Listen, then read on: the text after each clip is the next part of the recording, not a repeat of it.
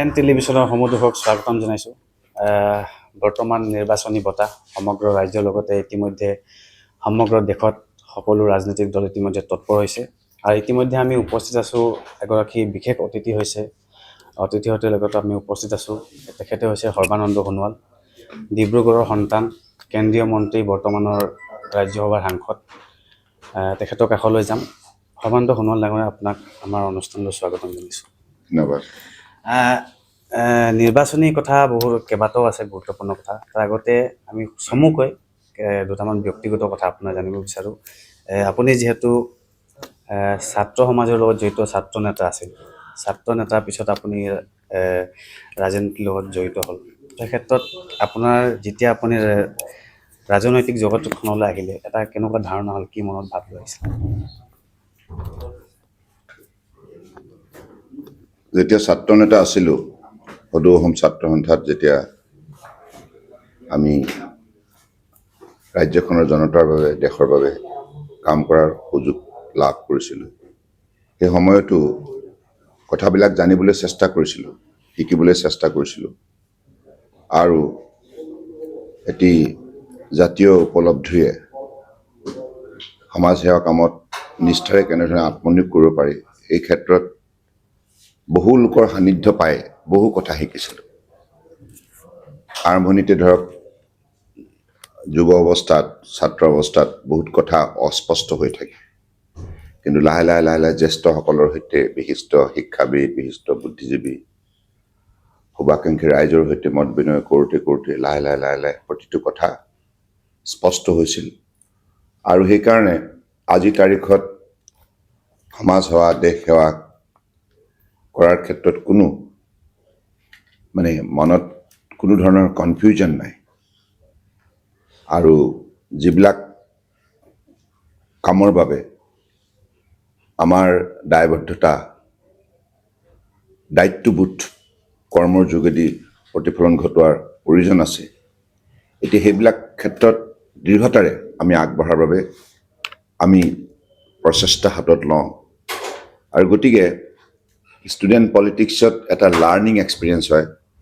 আৰু যেতিয়া এক্টিভ পলিটিক্সত আহোঁ, ইয়াৰ এজেণ্ডা যিটো থাকে, যিটো ৰাজনৈতিক দলৰ যিটো এজেণ্ডা থাকে, সেই এজেণ্ডা মতে আমি সমাজ সেৱা কামত আত্মনিয়োগ কৰোঁ। গতিকে দুইটা এটা সুকীয়া চেপ্টাৰ। যেতিয়া ছাত্ৰ নেতা হৈ থাকোঁ, তেতিয়া সদৌ অসম ছাত্ৰ সন্থাৰ যিখিনি জন্মলগ্নৰ পৰা যি লক্ষ্য উদ্দেশ্য, জাতিটোৰ বাবে, বিভিন্ন জাতি জনগোষ্ঠীৰ মাজত সমন্বয় ধাৰা শক্তিশালী কৰাৰ বাবে আৰু শিক্ষাৰ ক্ষেত্ৰত ছাত্ৰ সমাজক অধিক সজাগ, সচেতন, সক্ৰিয় কৰাৰ ক্ষেত্ৰত আৰু জাতীয় সমস্যাবিলাক সমাধান কৰাৰ ক্ষেত্ৰত বিভিন্ন সময়ত আমি যিবিলাক পদক্ষেপ লৈছিলোঁ, প্ৰতিটো পদক্ষেপে আমাক বহু কথা শিকাইছিল।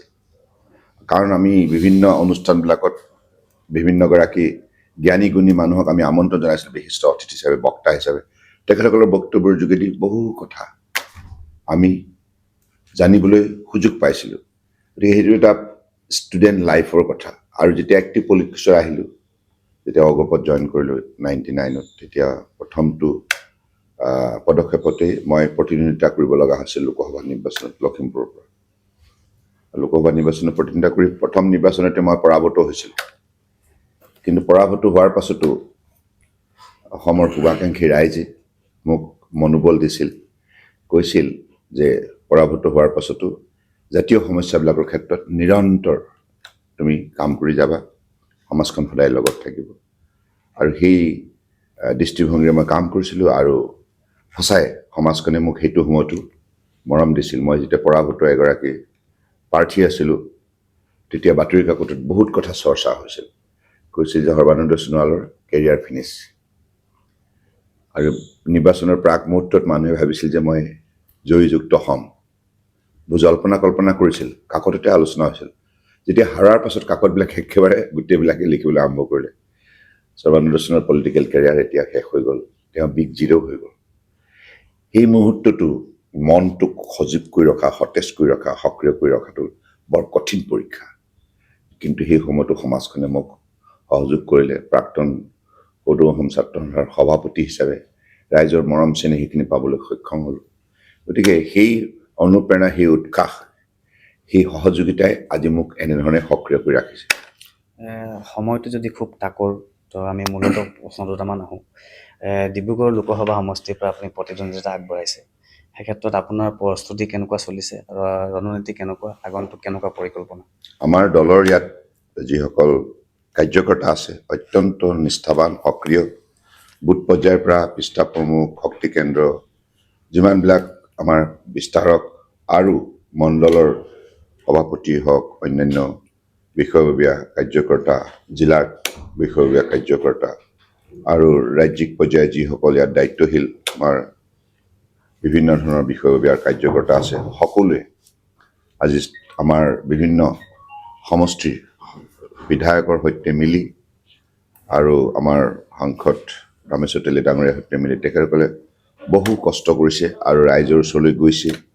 দিনে নিশাই ৰাইজৰ ওচৰলৈ গৈ আমাৰ যোৱা 10 বছৰ যিখিনি কাম আমি কৰিলোঁ, কেন্দ্ৰীয় চৰকাৰ, ৰাজ্য চৰকাৰ, মাননীয় প্ৰধানমন্ত্ৰী নৰেন্দ্ৰ মোদী ডাঙৰীয়াৰ নেতৃত্বত যিখিনি কামে আজি খিলঞ্জীয়া ভূমিপুত্ৰসকলক অসমত বসবাস কৰা বৃহত্তৰ অসমীয়া জাতিটোৰ প্ৰতিটো সম্প্ৰদায়ক, প্ৰতিটো জাতি, প্ৰতিটো উপজাতিক যেনেধৰণে উপকৃত কৰিলে, এই কথাবিলাক এতিয়া বিতংভাৱে ৰাইজৰ মাজত আলোচনা হৈছে। ৰাইজেও এই কথাটো স্বীকাৰ কৰিছে যে 60 বছৰে কৰিব নোৱাৰা কাম, কংগ্ৰেছে যি 60 বছৰ ৰাজত্ব কৰিছিল সেই সময়ত কংগ্ৰেছে কৰিব নোৱাৰা কাম বিজেপিয়ে কেৱল মিত্ৰজোঁটৰ সৈতে মিলি AGP, UPPL, সন্মিলিত গণশক্তি, আমি সকলোৱে মিলি যোৱা দিনবিলাকত বহুত উল্লেখযোগ্য পদক্ষেপ গ্ৰহণ কৰিলোঁ, যাৰ বাবে আজি অসমৰ প্ৰতিটো খিলঞ্জীয়া জনগোষ্ঠী, প্ৰতিটো ইয়াত সম্প্ৰদায়ৰ লোকেই যথেষ্ট তেখেতসকলে আমাৰ কাম কাজৰ পৰা লাভান্বিত হৈছে, সকলোৱে উপলব্ধি কৰে।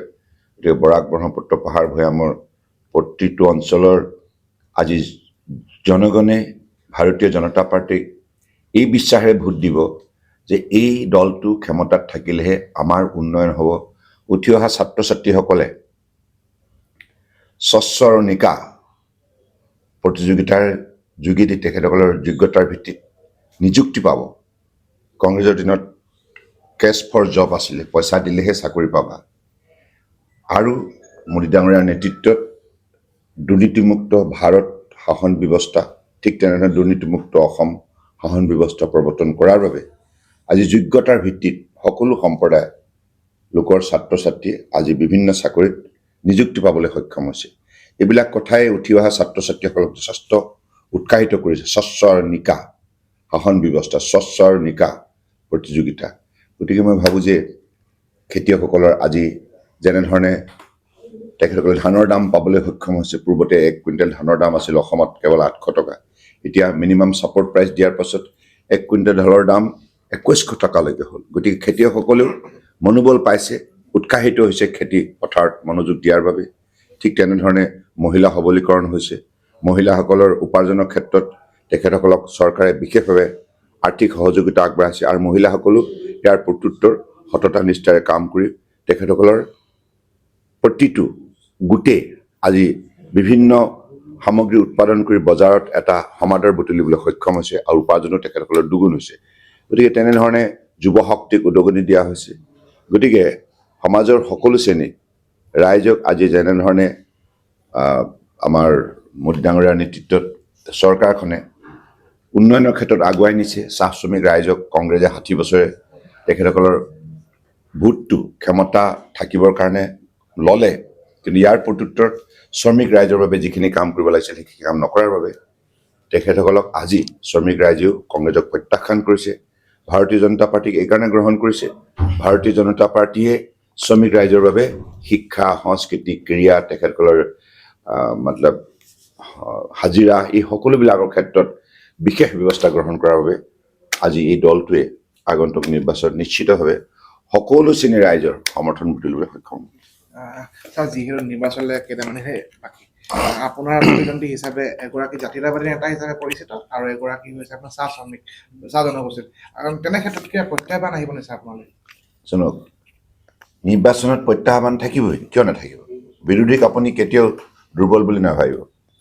আমি ভাৰতীয় জনতা পাৰ্টীয়ে কেতিয়াও কমপ্লেচেণ্ট নহয়। আমাৰ কাম হৈছে ভোটদাতা ৰাইজৰ চৰণত মূৰ দোৱাই তেখেতসকলৰ আশীৰ্বাদ লোৱা, তেখেতসকলৰ সমৰ্থন বুটলা। গতিকে আমাৰ প্ৰতিজন কাৰ্যকৰ্তাই আজি প্ৰতিগৰাকী ভোটদাতা ৰাইজৰ ওচৰলৈ গৈছে এই বিশ্বাসেৰে, কাৰণ যোৱা 10 বছৰত ৰাইজৰ উন্নয়ন হৈছে।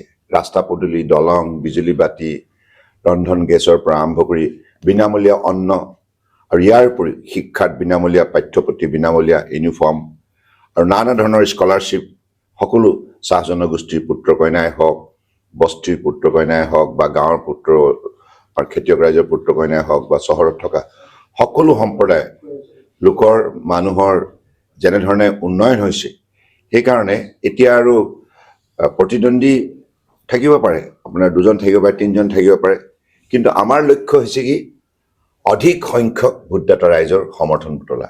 গতিকে আমাৰ গোটেই লক্ষ্যটো সেইটোৱে, maximum numbers of voters should be in our favour. Sir আপোনাক এনে ছাৰ বুলি মাতিলে ভাল পায় নে সৰ্বাদা বুলি মাতিলে বেছি ভাল পায় এনে প্ৰশ্ন? মইতো সৰ্বাদা বুলি ক'লে বেছি ওচৰৰ যেন লাগে, ছাৰ বুলি ক'লে বহুত দূৰৰ আনুষ্ঠানিকতা। সেইটোৰ সৰ্বাদা বুলি ক'লে ভাল পায় কাৰণে আপুনি? ডেফিনেটলি এটা অন্তিম প্ৰশ্ন, ডিব্ৰুগড়ক লৈ আপোনাৰ কি সপোন? যদি ইলেকশ্যনৰ পাছত আপোনাৰ যদি জয় হ'লো, ডিব্ৰুগড়খন লৈ কি হ'ব? বিকশিত ভাৰত, বিকশিত অসম, বিকশিত ডিব্ৰুগড় লোকসভা সমষ্টি। তাৰমানে হ'ল বিকশিত লোকসভা সমষ্টি ডিব্ৰুগড়, বিকশিত অসম, বিকশিত ভাৰত। এইটোৱে হ'ব যাত্ৰা মোদী ডাঙৰীয়াৰ নেতৃত্ব। আমাৰ লগত আছিল সৰ্বানন্দ সোণোৱাল ডাঙৰীয়া। ইতিমধ্যে সামৰিছোঁ তেখেতৰ আৰু আগন্তুক আমি কাৰ্যসূচী লাভ কৰিছোঁ।